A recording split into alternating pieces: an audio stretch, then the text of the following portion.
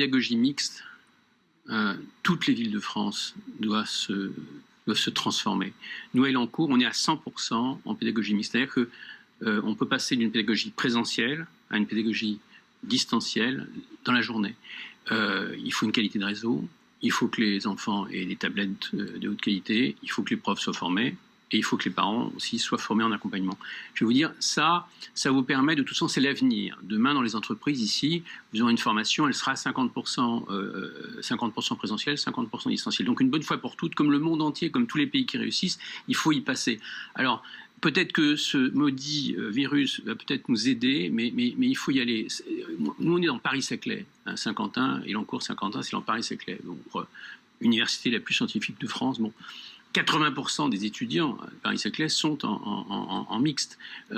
Donc il faut qu'au-delà de tout ça, donc à la question des sénateurs, il faut leur dire, il faut y aller, c'est l'intérêt. De toute façon, un enfant est beaucoup plus performant à l'université quand il a une autonomie, avec une bonne culture numérique, il apprend beaucoup plus vite, il apprend seul, ça développe sa confiance en lui, ça développe donc l'autonomie, je l'ai dit, et puis sa capacité de travailler avec bien sûr de multiples. Il a raison, bien sûr que c'est un malheur. Souvent, petit commerçant, on en a besoin même pour la cohérence sociale d'une ville. Je veux dire que c'est grave. Bon, cela dit, disons aussi les choses.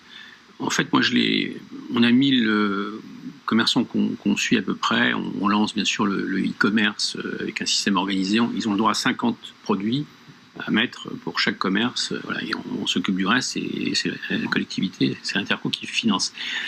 Mais les commerçants aujourd'hui, bon, il y en a un tiers, plus que la dernière fois d'ailleurs, plus que la première crise, il y en a un tiers qui sont en présentiel, qui fonctionnent, notamment le secteur alimentaire. Bon, plus d'autres secteurs qui ont été quand même élargis, il faut le dire. Je sais si je ne suis pas un grand vendeur du gouvernement, mais il faut le dire, c'est bon. Deuxièmement, vous avez ceux qui fonctionnent en portage, bien sûr, ou en e-commerce. Bon, c'est quasiment un tiers. Vous avez quasiment donc 2 tiers de commerces qui, je ne vais pas vous dire qu'ils s'en sortent. Et qui peuvent s'adapter. Mais qui peuvent passer cette phase, surtout que bon, si cette annonce de Pfizer tient la route, bon, c'est vrai que s'il faut se dire, il faut tenir 1 mois, 2 mois, 3 mois, oui, déjà ça aide à circonscrire. Bon, et le 3e tiers, vous avez raison, là c'est un drame. Alors nous on fait des aides avec le département, la région, je veux dire là-dessus, bon, on a une région quand même assez forte, l'Île-de-France, le département de Yvelines, Saint-Quentin, voilà, on donne vraiment des aides. On a combien, mais vous dire qu'on va éviter du malheur, non, on le voit bien, il y a 1000, on en a 1000, on en maîtrise 500-600, mais on ne maîtrise pas les 1000 les règles. Taïwan, 15 millions d'habitants, 7 morts. Pourquoi ? Parce qu'effectivement, ils testent. Alors, ils n'ont pas la CNIL pour le tracking. Merci la CNIL.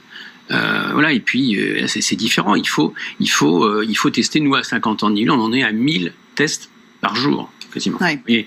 Et on sent bien que mais pour obtenir ça, ça a été des mois de négociations. C'est ça le problème. C'est ça le problème. Oui, bien sûr.